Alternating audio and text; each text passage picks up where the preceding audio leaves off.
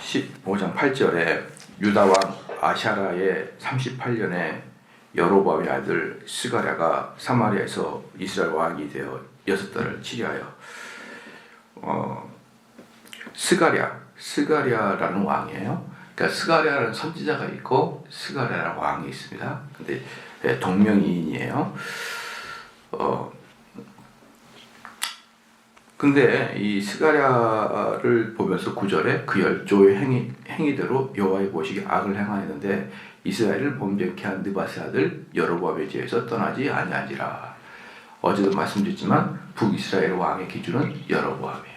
여로보암의 길을 가느냐 안 가느냐가 그들에게는 기준이 됐죠. 그러니까 남유다는 다윗이 기준이기 때문에 선한 왕이 기준이고 북이스라엘은 악한 왕이 기준이에요. 그러니까 벌써 기준 자체가 남유다와 북이스라엘은 현격하게 다름을 볼 수가 있습니다. 이 스가랴는 누구냐 그러면은 예후의 4대째죠. 예후부터 시작해가지고 4명의 왕이 예후의 라인에서 이렇게 왕이 되는 것이죠. 그러니까 이제 예후가 있고 예후는 28년을 치리했습니다. 28년을 치리했고 그 다음에 예후의 아들이 여호와하스예요. 여호와하스는 17년을 치리했습니다. 예후는 28년, 여호와하스는 17년, 그 다음에 여로보암 2세가 세 번째죠. 여로보암 2세, 그 사람은 41년, 그 다음에 스가랴는 6개월. 이렇게 4대가 왕이 되고 하나님께서 예언을 하셨잖아요. 4대까지만 왕이 될 것이다. 그런데 그 4대는 마지막 스가랴가 6개월 만에 단명을 하고 말았습니다. 예후, 그 다음에 여호와하스, 여로보암 2세, 스가랴 이렇게 예후의 가족들이 있습니다. 그 다음에 9절의 말씀 보니까 그 열조의 행위대로 여호와의 보시기에 악을 행하여 이스라엘로 범죄케 한 느바세 아들 여로보암의 죄에서 떠나지 아니한지라 그렇게 얘기했고요. 그 다음에 이제 10절에 야베스의 아들 살룸이 저를 모반하여 백성 앞에서 쳐 죽이고 대신하여 왕이 되니라. 여기서 이 야베스의 아들, 야베스라는 것은 어느 지명 이름이에요. 지명 이름. 그러니까 야베스의 지명 이름이고, 야베스는 어디냐 그러면 요단 동편에 있는 지역이 야베스입니다. 그러니까 이 북이스라엘로서는 어떤 뭡니까? 이 북이스라엘의 정통 사마리아 쪽 계열이 아니라 동편 유다 요단강 동편의 사람이기 때문에 약간 어떤 그 나라의 아주 뼈대 있는 그런 집안이라기보다는 좀 한직이다, 그쪽 출신이다라고 이렇게 볼 수가 있어요. 그런데 이제 그 당시에 이스라엘이 어떻습니까? 계속 이제 보면 알겠지만 왕들이 막 바뀌고 모발을 당하고 죽고 막 그러거든요. 북이스라엘은 정신이 없어요. 그러니까 북이스라엘은 정신이 없다라는 것은 뭐냐면 중앙 집권제가 형성되지 않았다라는 뜻이에요. 중앙 집권제 형성되지 않았다. 중앙 집권제 형성되면 그렇게 함부로 날뛸 수는 없는 거죠. 그럼 중앙 집권제가 형성되지 않았다 그러면 각 지파별 싸움이 엄청나. 지파별로 어떤 이권 개입이나 권력을 쟁취하려고 하는 그 싸움이 심하다라고 보면 되는 거고요. 그러면 이 각 지파별로 정권을 잡고자 하는 그 욕구가 심하다 그러다 보면은요, 그들의 암투들이 이게 어마어마하다는 거예요. 그러니까 북이스라엘은 한마디로 지역색이 엄청나게 강한 거죠. 그렇기 때문에 여기서 이제 10절에 야베스의 아들 살룸이 저를 모반하다라는 것은 뭐냐 그러면은 요단강 동편에 있는 야베스에 있는 지역의 그 세력과 이 사마리아에서 지금 왕을 지내고 있는 그 세력 간의 다툼 속에서 사실은 이제 이겼다라고 볼 수가 있는 거예요. 이겼다 볼 수 있고 그 야베스의 아들 살룸이 이제 그를 모반하고 이제 백성 앞에서 쳐 죽이고 대신하여 왕이 되었다. 이 스가랴를 백성들 앞에 쳐 죽였어요. 백성 앞에 쳐 죽였다라는 것은 뭐냐면 공개 처형했다는 겁니다. 공개 처형을 했는데 백성들 살롬이 딱 보고 이제 느낌이 있잖아요. 느낌이 있어요.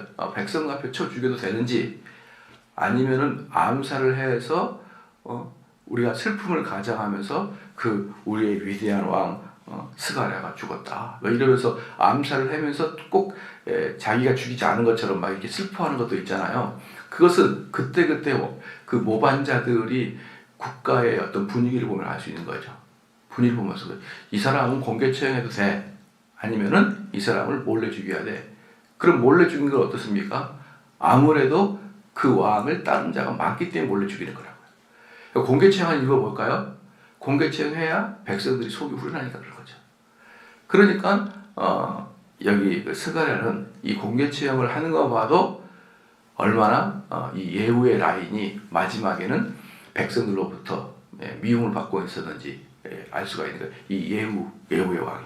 근데 이 사실은 이 예후의 집안이 4명의 왕이 나왔는데 총 90년 이상을 통치를 합니다. 그러니까 예후가 28년 했고요. 아까 여호와스가 17년, 여로보암 2세가 41년. 이렇게 하면서 거의 90년 약 90년 동안 통치를 해요. 그런데 그러면은 적은 기간이 아니거든요. 거의 100년을 통치를 하는데 이런 게 보면은 그런 게 있어요. 하나님 똑같아요.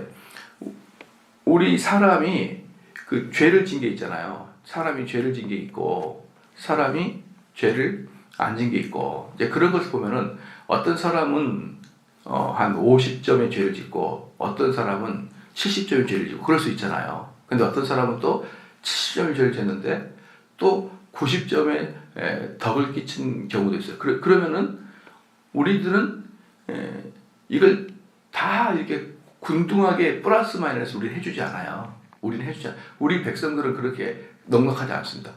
그 사람의 잘함과 그 사람의 못함을 플러스 마이너스 해가지고 덕이 몇 프로 이렇게 이야기를 잘 안 하고 결국은 그 마지막에 잘못된 행동을 가지고 한 사람의 전체 인생을 그냥 평가를 해버리고 말죠.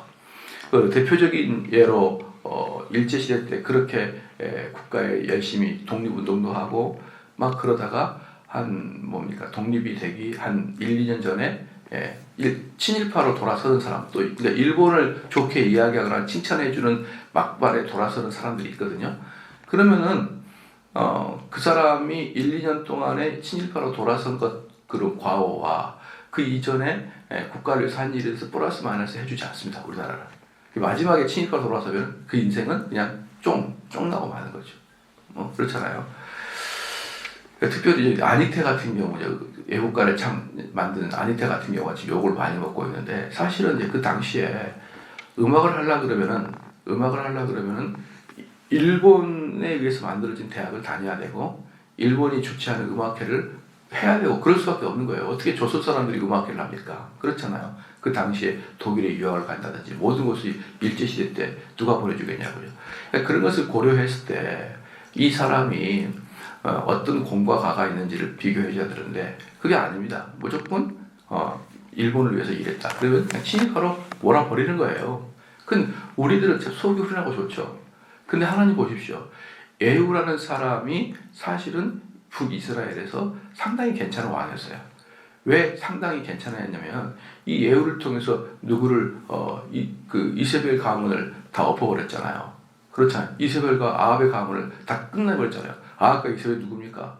북이스라엘 가장 큰 왕, 가장 악한 왕이잖아요. 그 사람을 끝냈고 그 다음에 바알 제단을 다 없애버렸잖아요. 그렇잖아요. 그런 공이 있단 말입니다. 그런 공이 있고 그러나 여전히 여로보암의 길을 떠나지 못한 악이 있어요. 그렇잖아요. 그럼 그 두 개를 어때요? 플러스 마이너스 시키는 거예요. 시켜서 그 사람의 공이 다른 왕들보다 많으니까 예후의 공이 다른 왕들보다 많으니까 하나님께서 그만큼 어때요? 길게 왕권을 연장해 주신 거란 말이에요. 길게. 그러니까 이게 사람들은 항상 공평해야 됩니다. 우리는 다른 사람을 볼 때 공평해야 돼요. 그 사람의 잘못과 그 사람의 공적을 다 공평하게 처리해 주면서 평가를 해줘야 되는데 우리는 극단적으로 나빠 한마디 그 사람 좋아 이렇게 한마디로 어떤 한 사람의 인생을 끝내버리려고 하는 경향이 너무 많다. 너무 많고 그런 일들은 너무 잔인하다라고 여러분 그렇게 보셔야 됩니다. 그래서 사실 이 예후의 족속들은 사실 상당히 근 1세기 동안을 그 한 핏줄로 그렇게 역성혁명이 많았던 북이스라엘의 토양에서 보면요 엄청나게 장수한 왕족이었어요. 이 왕족이. 그래서 12절 말씀에 여호와께서 예후에게 말씀하여 이르시기를 네 자손이 이스라엘 위를 이어 4대까지 이르리라 하신 그 말씀대로 과연 그렇게 되리라. 예후의 계열이 4대까지 이르렀고 4대 마지막에 스가랴는 즉위한 지 6개월 만에 살해당함으로 그 예후의 가족은 이제 끝나고 맙니다. 13절에 보니까 유다왕 유시야의 39년에 야베스의 아들 살룸이 사마리아에서 왕이 되어 한 달을 치려니라. 이 살룸이 이제 그 스가랴를 치고 딱 왕이 됐거든요. 왕이 된 다음에 얼만큼 한 달을 왕직을 하고 또 살해를 당합니다. 그러니까 엄청난 소용돌이죠. 여기서는 도대체 평안하게 살 수가 없는 거죠. 평안하게 살 수가 없다. 14절에 보니까 가디의 아들 므나헴이 디르사에서부터 사마리아로 올라와서 야베스의 아들 살룸을 거스쳐 죽이고 대신하여 왕이 되니라. 이 므나헴은 사실은 장군입니다. 장군이고 또는 총사령관이었어요. 그러니까 이게 이제 요세푸스라고 우리가 역사를 볼 때, 그 특별히 역사서를 볼 때, 역사서 중에서도 이제 그 뭡니까? 역사서 중에서도 전쟁과 흥황을 다룰 때는 항상 요세푸스의 역사서를 참조를 합니다. 성경에는 나와 있지 않지만 그래도 예수님 당시 예수님보다 약간 이후의 학자가 요세푸스인데 그 요세푸스의 이야기가 그래도 가장 권위가 있는 성경 위에 성경의 비하인드 스토리를 알기 위해 가장 권위가 있는 책이 요세푸스의 책인데 그 요세푸스의 책에 의하면 이 므나헴은 어떤 자냐 그러면은 군대 총사령관이었고 군대 총사령관이 누구를 이렇게 흥분시키고 누구를 이렇게 마음을 막 격동시켰냐? 스가랴의 군인들. 스가랴가 지금 암살당했잖아요. 스가랴가 쳐 죽임을 당했잖아요. 그죠? 스가랴가 쳐 죽임을 당했는데 그 쳐 죽인 사람이 살룸이에요. 살룸. 그럼 스가랴가 있고 살룸이 있는데 살룸이 이 스가랴를 죽인 겁니다. 그랬더니 이 므나헴이라는 자가 스가랴의 부하들을 격동을 시킨 거예요. 부하들을 격동시켜서 이 부하들로 살룸을 죽였다라고 이 요세푸스는 그렇게 이야기를 하고 있는 거죠. 그래서 이제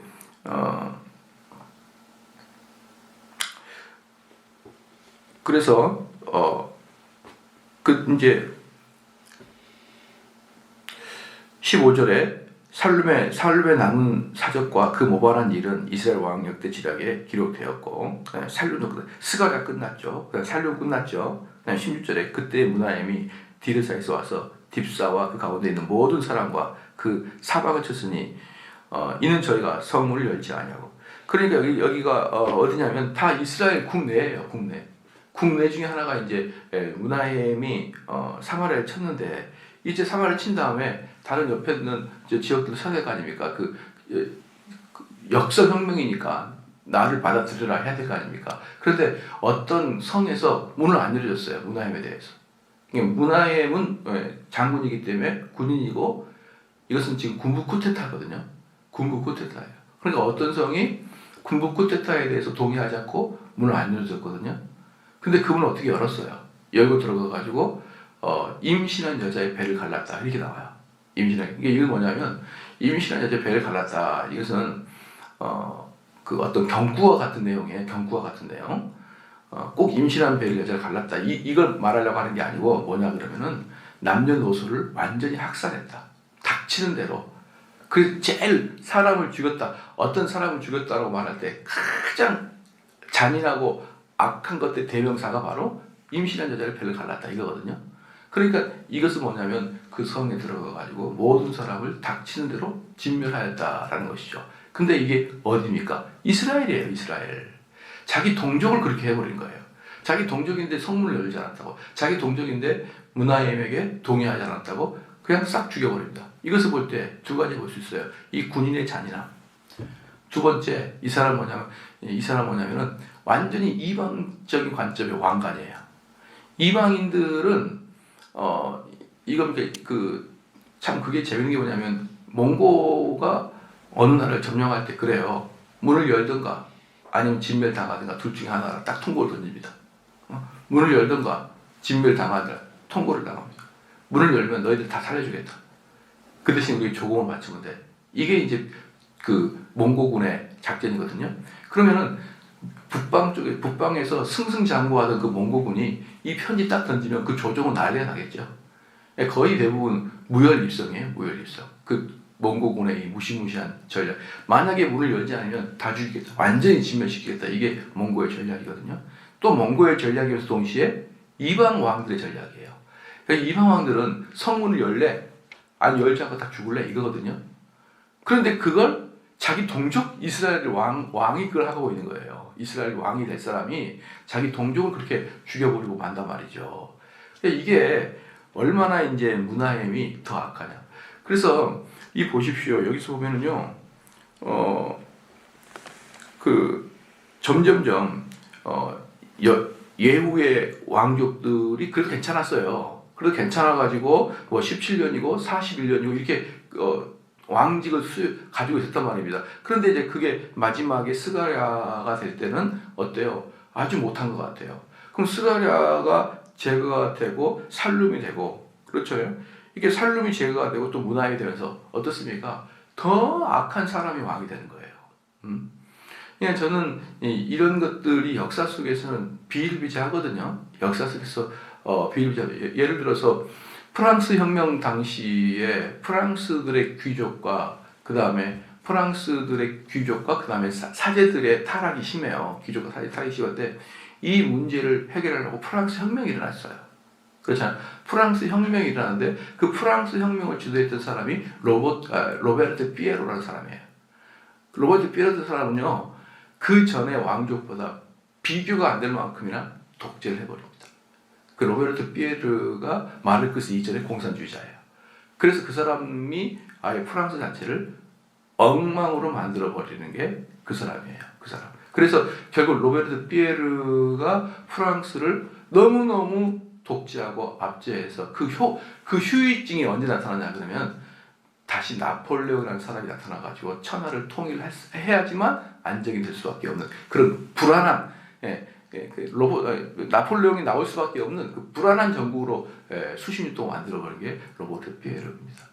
그러니까 이게 근데 그 전에 누가 있었어요? 프랑스의 그 귀족들은요 얼마나 사치했든지 밖에서는 그냥 굶어 죽는데 자기들의 왕실에서 호의호식.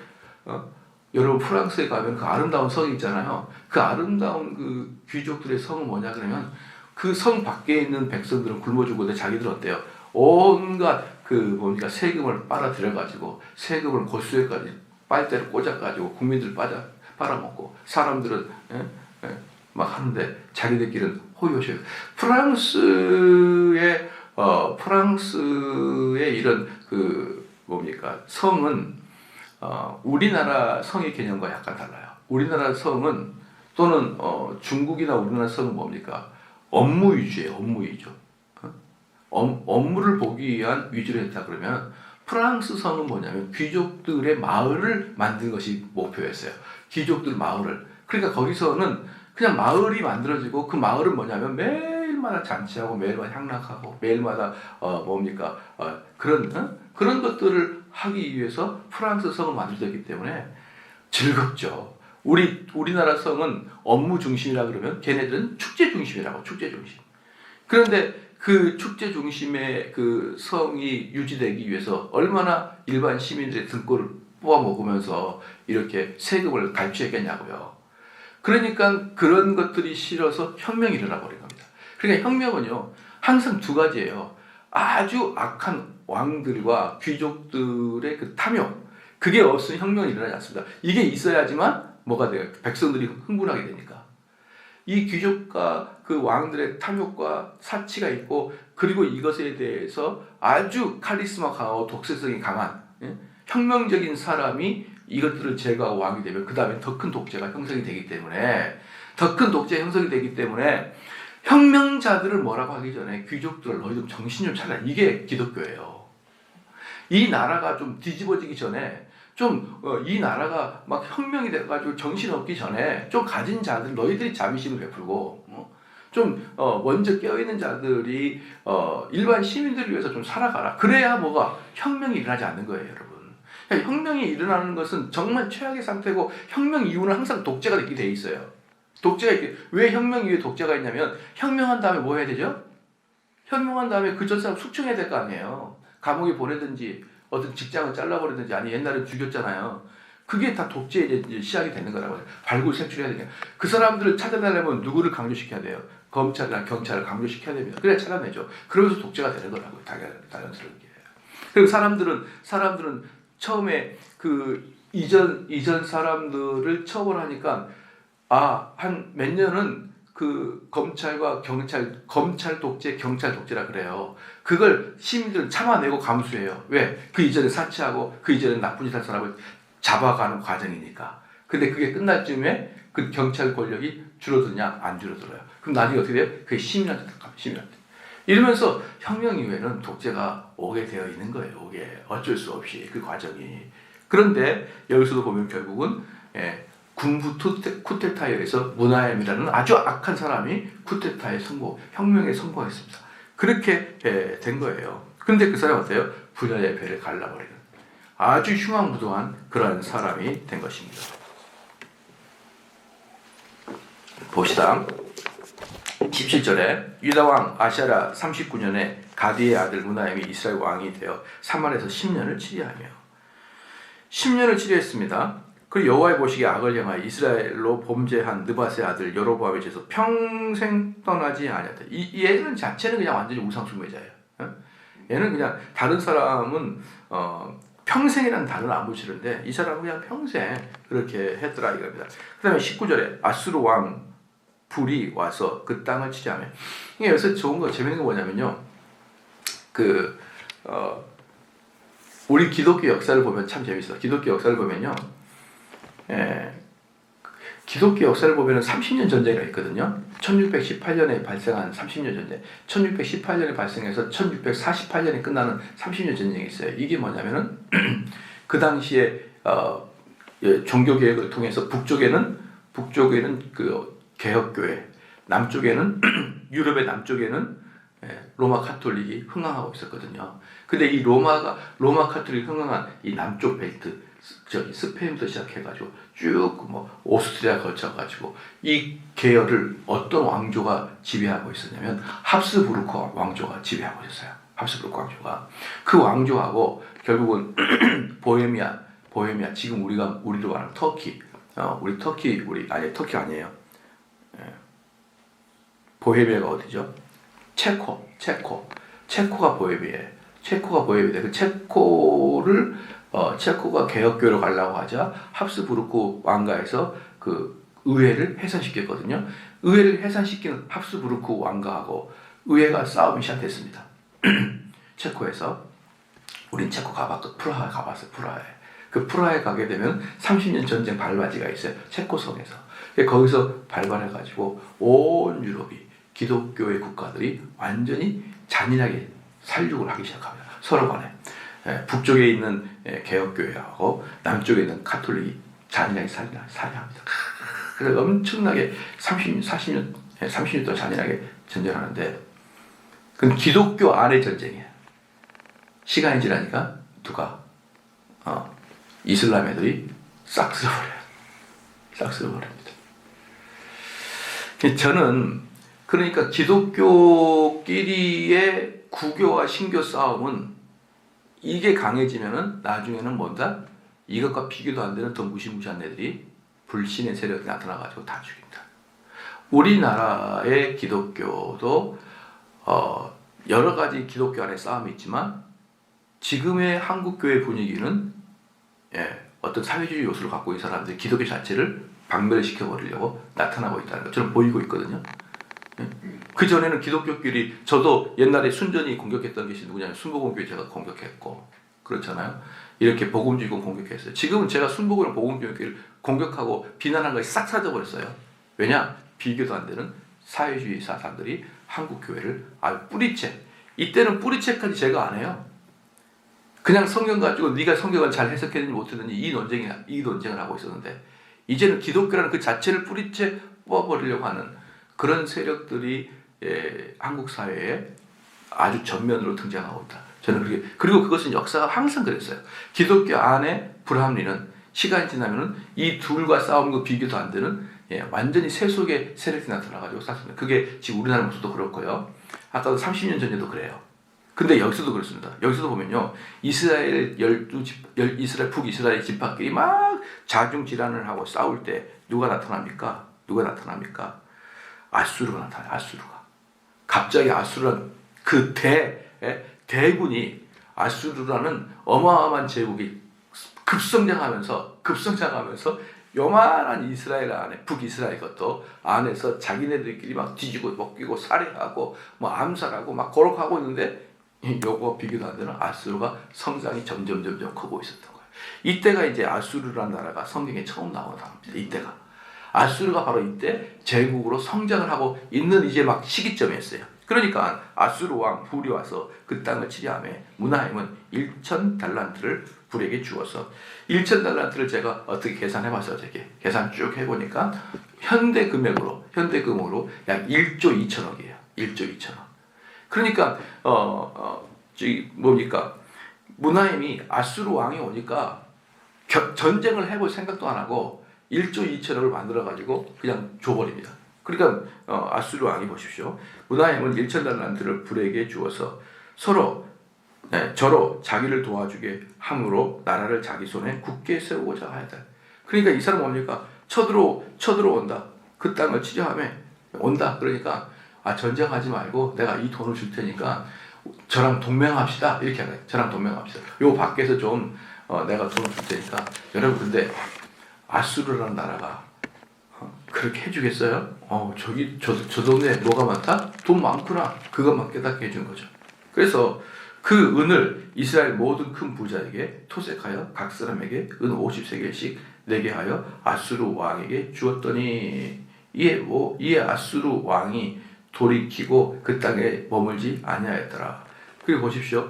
돈을 줬거든요. 돌아갔어요. 아수르 왕이. 일단 돌아갔는데, 이 무나임이라는 이 쿠데타 세력 있잖아요. 혁명가 무나임, 돈을 어떻게 모았는지 봐주십시오. 돈을 어떻게 모았습니까? 그 은을 이스라엘 누구에게요?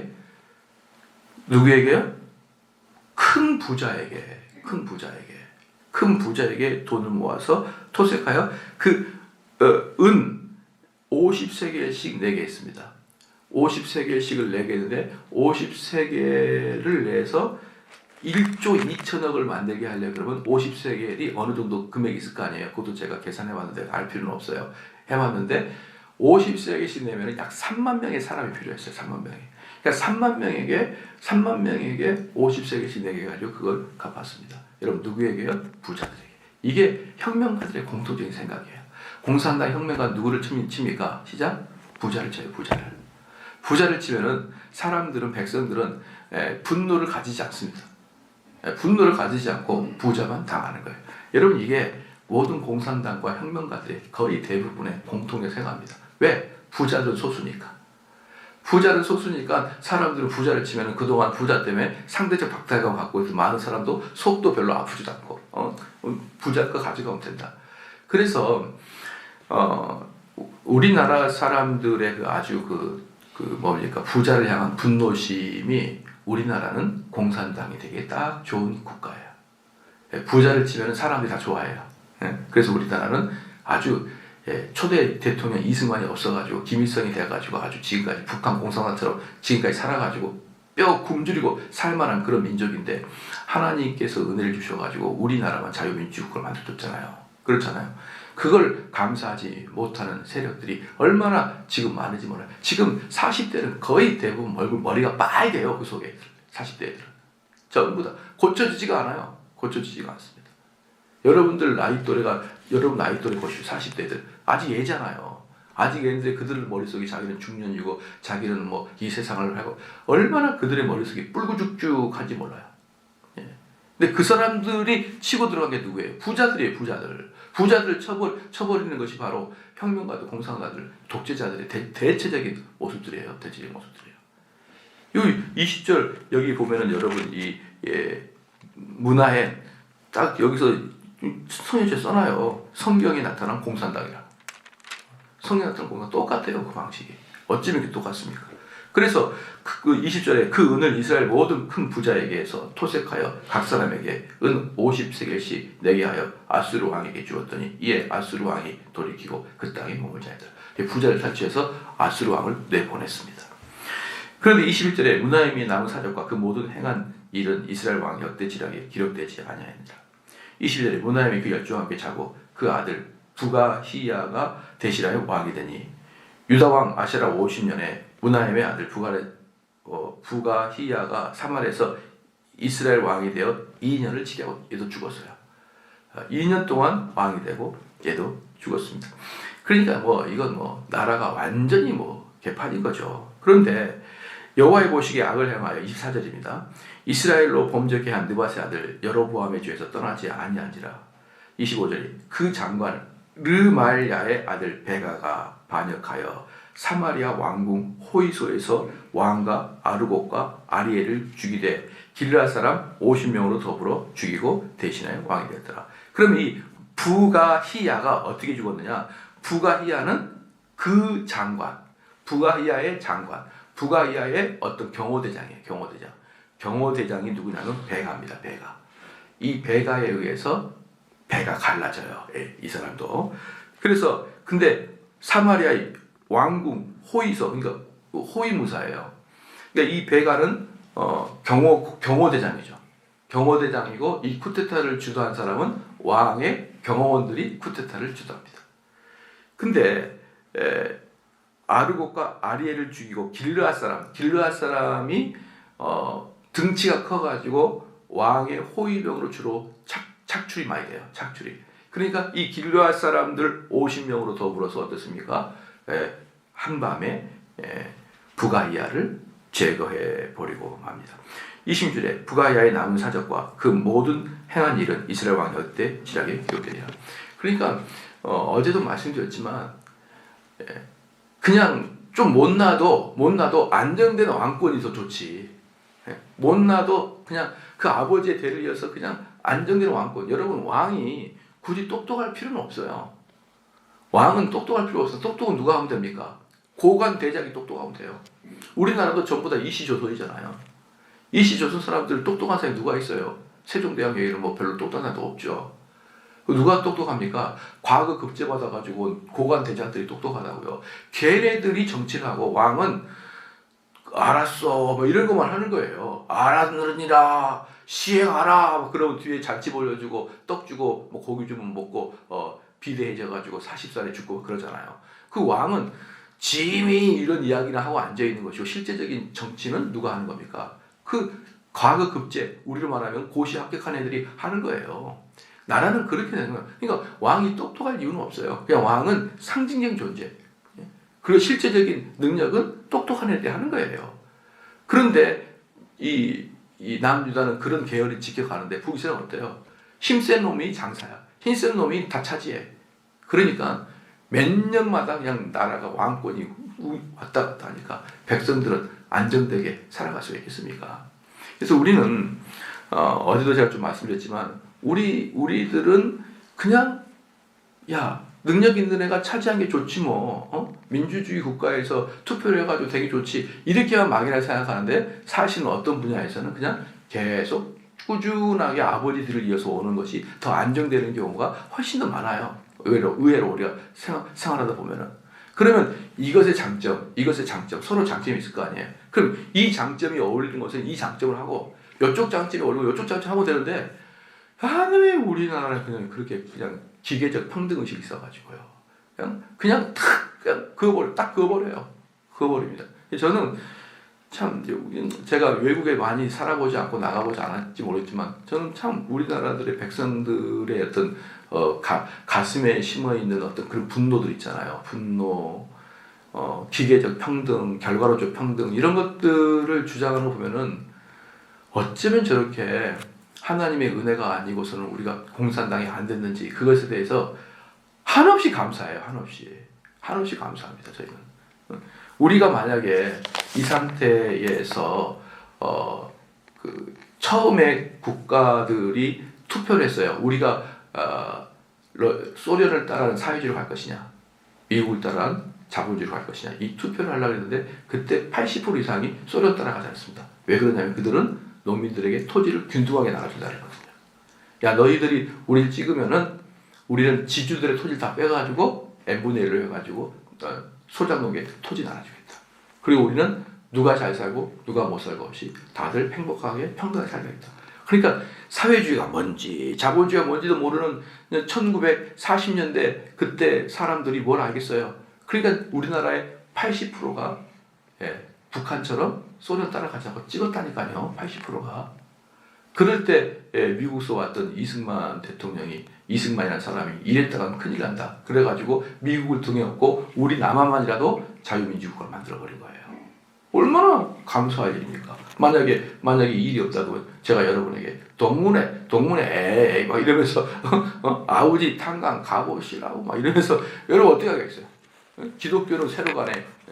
뭐 불교도 없었을 거예요. 기독교도 말할 것도 불교도 없어요. 종교가 없는 거예요. 이런 척박한 땅에서 하나님이 우리를 구해준 거라고요. 우리를. 이 감사는 이루 말할 수가 없는데 지금 한국 사회 보면은 그냥 아이고야 그냥 복에 겨워가지고 난리를 치는 걸 보면 아주 미칠 지경이에요. 기도하시겠습니다.